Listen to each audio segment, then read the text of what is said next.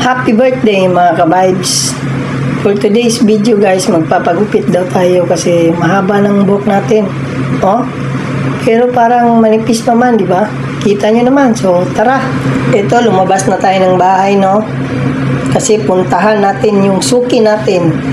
Yung palaging gumugupit sa atin guys. Ang dami palang bahay dito magaganda. Medyo may pangit din. Kita mo naman, may sinampay pa. Hope skip na natin dyan. Baka makakita pa tayo na kung ano dyan. Ito, masikip na daan ha. Atin talaga itong pupuntahan dito kasi wala namang ibang daan eh.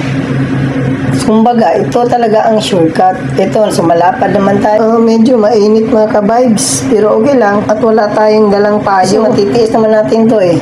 Ito, nandito naman tayo sa eskinita. Ang liit-liit ng daan dito. Yan, kung magkasalubong kayo ng inuutangan mo, wala kang takas. Magbabayad ka talaga. O, kita mo naman. Walang ibang daan eh. Aatras ka ba o magbabayad? Siyempre, magbabayad ka na lang. O palusot ka pa. So mga ka-vibes, kanina pa tayo naglalakad ah. Medyo kanina pa, ang init-init na. Wala man lang perang nahulog dito sa daan. Medyo gipit siguro mga tao mo. Kita mo naman.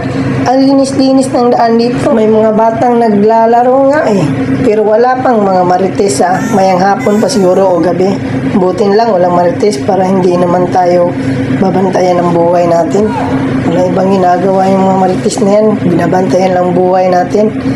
So ito sa main highway na tayo mga ka-vibes. Marami ng mga sasakyang dumadaan dito. Maglalakad lang tayo pataas mga ka-vibes. Medyo malapit na tayo sa suki ko.